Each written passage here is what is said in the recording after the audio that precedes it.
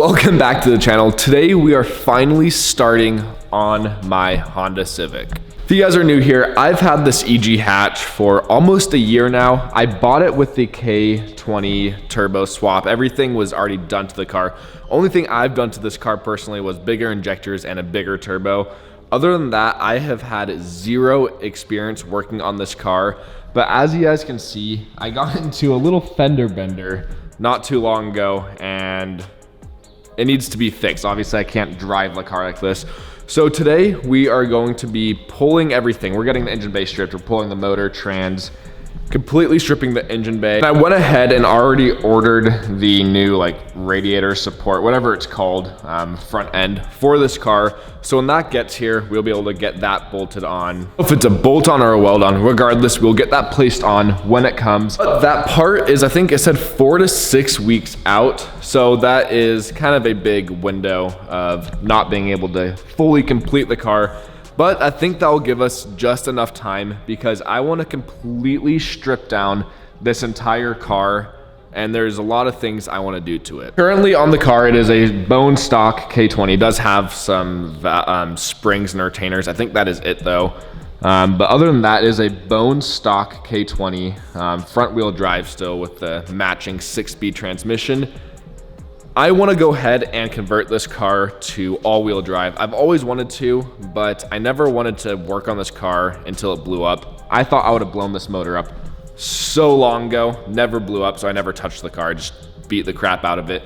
But now since we got into a little accident here, it is time to do everything I wanted to do. Anyway, I want to completely transform this Honda into the ultimate dream Honda, at least in my eyes. As you guys can see, the interior is very bland too. The ECU is still just sitting on the floor. I never changed that from when I bought this car. So it needs quite a bit of love, but it is time we give it the love it needs. And like I mentioned, I have never worked on a Honda a day in my life. I do not know the first thing when it comes to these cars. So it'll be kind of a fun learning process. I'm really excited to just get away from Subarus for a little bit and work on a Honda. Truthfully, I am pretty mind numb working on Subarus. That is why you guys haven't seen a whole lot of Subaru content recently, but now we're making the shift over to the Honda.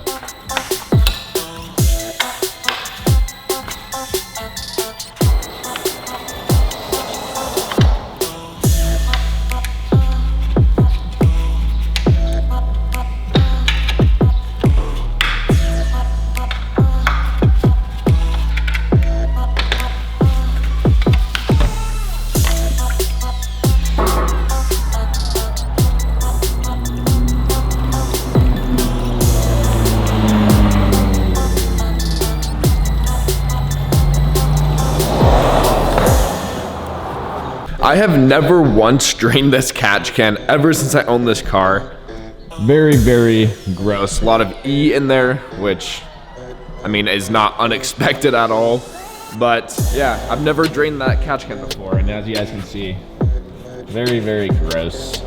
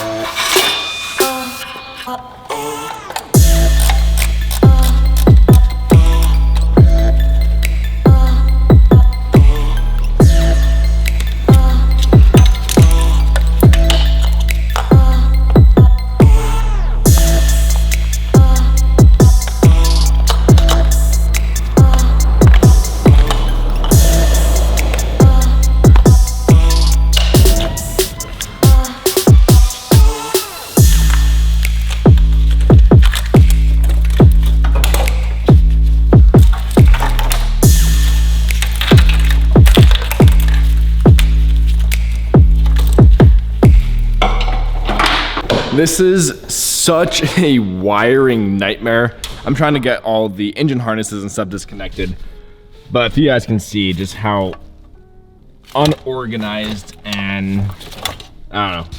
It just looks like crap and it's a complete rat's nest. So I am happy that we're gonna go ahead and pull this all out and make it look clean and proper.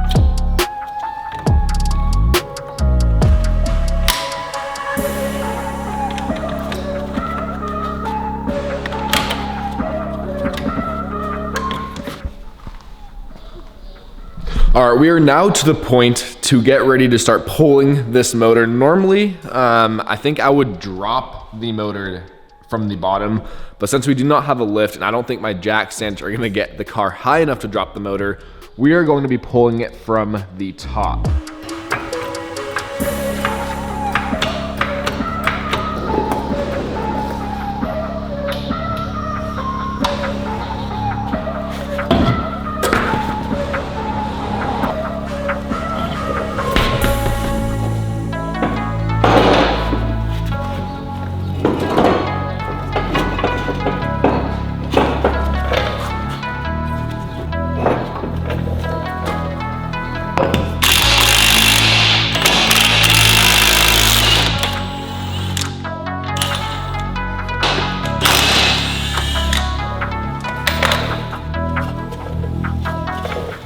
And there we go. We have the axles now out of the car. On this passenger side, I accidentally separated the axle, but I mean, it did its purpose. We are now able to pull the motor and trans together. Hopefully, I'm crossing my fingers that pulling it up top will be a breeze.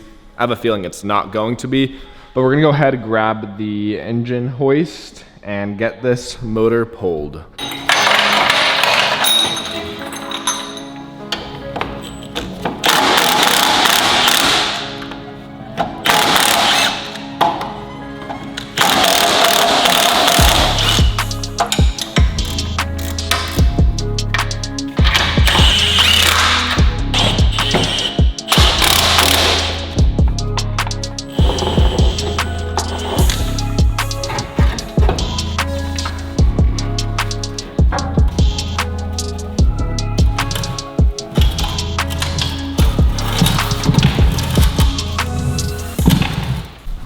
That was so damn ungraceful getting that out. Hurt quite a bit doing it, but we were able to drop it from the bottom of the car. I wasn't sure if I would get the car high enough to be able to drop it through, but I took off the traction brace and the motor was able to slide right out as you guys saw.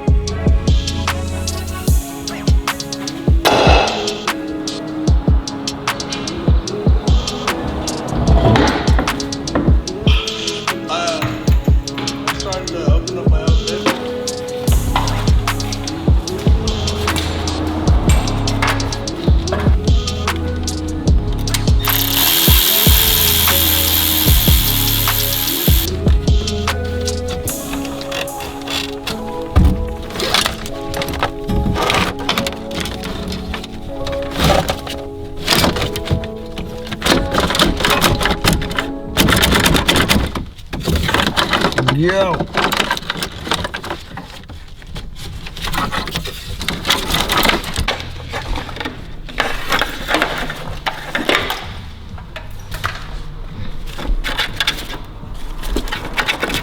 For being a Honda, that is the most confusing engine harness I've ever dealt with, but we have it taken out. I was gonna just go ahead and throw it because I was just going to buy like a rye wire harness, but I'm not sure if I will need anything, so I'd rather not throw that away quite yet until I have the new harness and make sure everything works. So for now, we're just gonna keep that, throw on to one of the shelves. But here we go, we have an almost completely naked engine bay. And then the interior too, we have the ECU out. There was a lot of weird wiring, I'm not quite sure. Like I've mentioned before, I am not familiar with Honda's whatsoever. So this will be a big learning curve for me. But here we have the Honda ECU, which I no longer, at least I don't think I'll be using. I am wanting to go over to Haltech on this car. But yeah, this is very, very confusing. I'll get the rest of the wiring out once we strip the interior. But for now, I just want to make sure the ECU is disconnected and that engine harness taken out. Well, I was gonna end off the video there, but this whole Type R build, a friend of his, Vale, I forgot his name exactly, is the person that does framework and fixes frame. I messaged him to see if he'd be able to fix my frame and pull it out, and he responded right away and said, I can do it today, come pick me up. So that is what we are currently doing. We are now driving to go pick him up, and he is going to be fixing the frame on the Honda. Now, I don't know if this means that the core support is still going to be like safe to use. I don't know framework at all. I don't know what's safe and is not safe, but we'll ask him if it's usable how it is. If so, that saves us quite a bit of money from the front end that I bought for that car. So fingers crossed that it fixes it. Also, huge shout out Vale for responding to me super quick and squeezing me into his tight schedule. He responded within a few minutes of me messaging him, and he said I could do it today. The rest of the week I'm busy, but if you're available today, I can do it. So that is what we're currently doing. So, you bought it like that? I think so. I don't know. I just noticed this after, because obviously I did this driving. How you did it? I hit my buddy's truck. So you went under? I hit his bumper, yeah. I was under his truck. So the weight possibly could have pushed this down. Or, do you know, what I'm worried about is see how much it pushed in and how it's leaning here. This is your tower. Oh, you think that could the suspension be shifted then and tweaked? I think it could be pushed down, so this tower is lower compared to this tower. You have tape measure? Okay, yeah.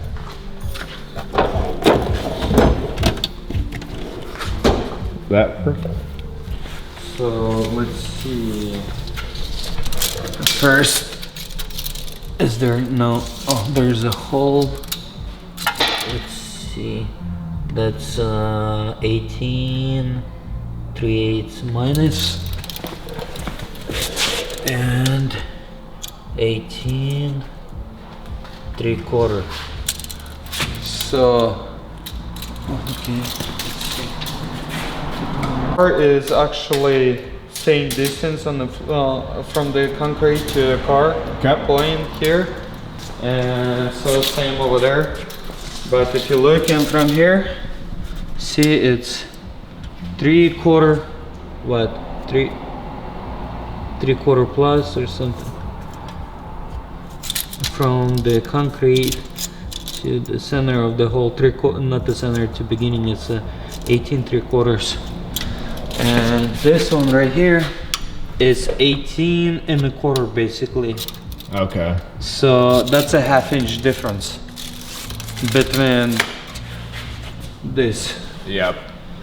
So now, if we're, let's say, looking right here and kinda, so it's 28.5.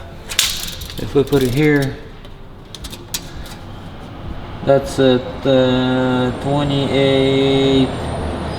I wanna say 1/4 or 3/8. Okay.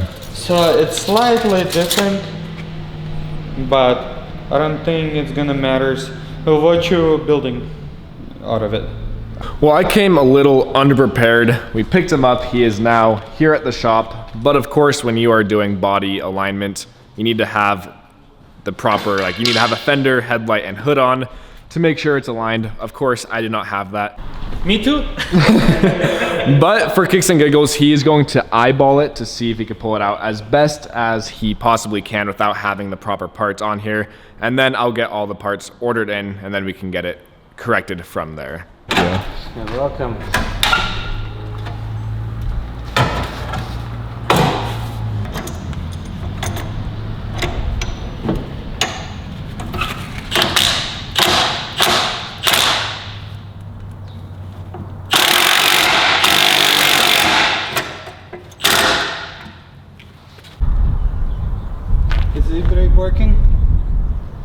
Yeah, it works.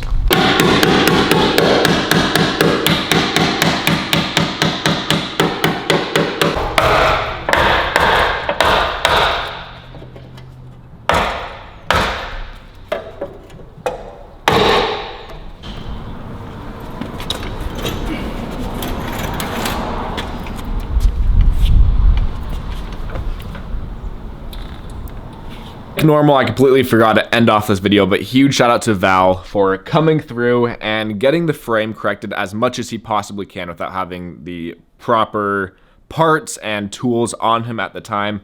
But it already looks a million times better. If you guys love watching crazy rebuilds, make sure to check out his channel. I will have it linked down below. He does the craziest rebuilds I've ever seen. He was showing me some photos of vehicles he's repaired, and it's absolutely mind-boggling, the vehicles he does. So make sure to go check out his channel if you guys love watching insane transformations with completely totaled vehicles. But thank you guys so much for watching today's video, and I'll see you guys in the next one.